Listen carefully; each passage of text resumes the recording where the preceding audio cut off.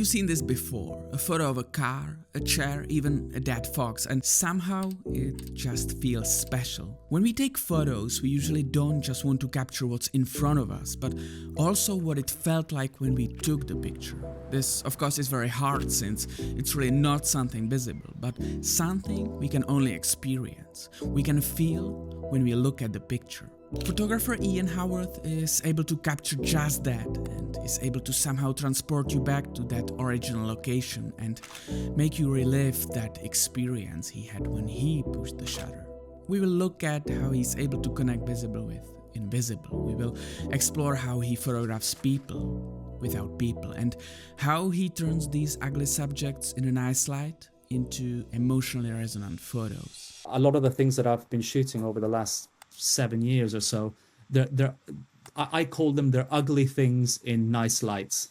You know, that's kind of how I like to describe a lot of my images. You know, they're not necessarily attractive things or pretty things. They're just very average things, but they might be bathed under, you know, extraordinary light. You know, and I like that ambiguity of those two things.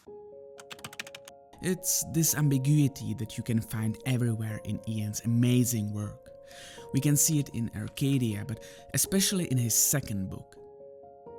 Ian Howorth is a photographer based in the UK, born in Peru, raised in the US, and later settling in England.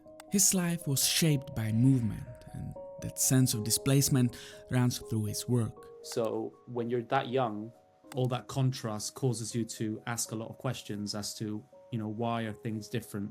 Ian's latest work is a series of places and subjects like these, called A Country Kind of Silence, created over the last 4 years, which hits the viewer with a pure emotion straight away. From the design of the cover to the sequencing of the images. Sequencing that takes you on a journey through places that have different concept of how time passes, like everything just seems to slow down. A Country Kind of Silence for me is more about Brits, about England specifically, about its own sense of identity. These aren't dramatic scenes, they don't demand attention, but that's exactly why they are powerful. They don't show you the story, they leave space for you to feel it. It is the art of photographing people without people. A lot of the images say more than they seem, through color, light, or what's missing. Not every picture needs to be poignant. Some are just there to keep you moving through the book, through the landscape, through that strange silence. Because sometimes meaning doesn't arrive all at once, it lingers. Some might see Ian's work as pure nostalgia, old signs, quiet streets, places fading into the past. But that's not why he photographs them. He's simply documenting what surprises him.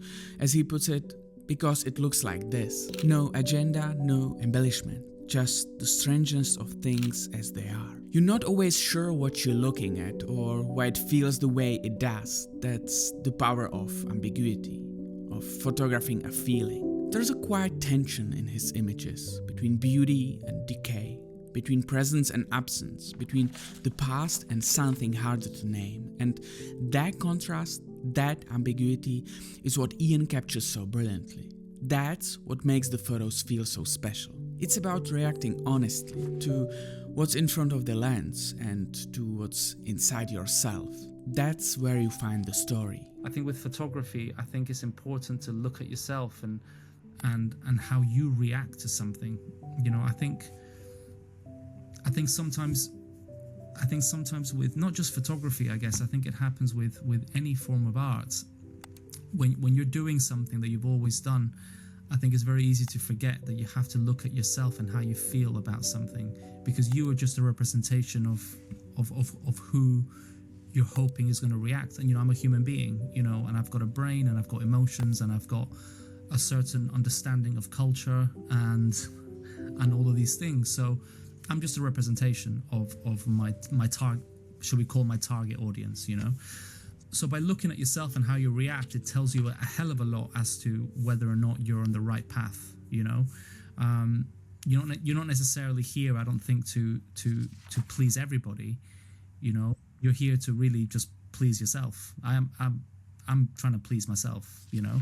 I want to make the work that I want to make, and you know, if that means that 5 people like it because I'm too niche, then that's fine. If I'm lucky enough that my tastes mean that 10 million people might like my work, even better, you know. But the point is that you're looking at yourself, looking at how you react at something, and then that becomes your starting point. I think for me, photography is about being exploratory, not just with images, but with yourself, and understanding yourself and how it is that you think about how you make a project. So next time you see a photo of something ordinary, a chair, a car, a dead fox, ask yourself not what it shows, but what it feels like. And that's what I've learned from Ian Howorth's work. That silence can speak volumes if you let it.